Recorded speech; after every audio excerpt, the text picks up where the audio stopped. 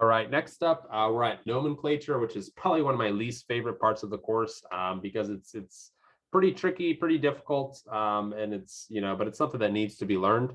And so nomenclature, we refer to that as just naming compounds.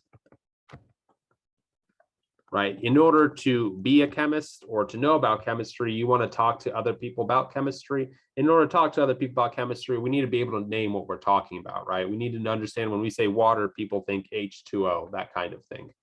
But like I said, this can get complicated and tricky.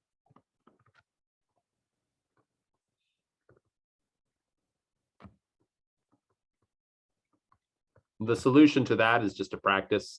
There's no other way around it. Just get some practice in. The other thing that we need to know is over the years, a lot of different names for different compounds have been come up with. As scientists, we have come together and accepted one type of naming convention, right? So we're going to name these compounds by the standardized name. However, there are a lot of old and commonly used names that we won't use.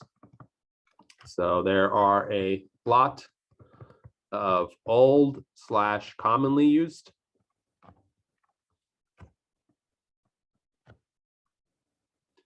names that we won't use. Some of them are just straight up no longer used. Some of them are still used here and there, but we won't use them. The main thing that you have to think about here is you can't trust Google.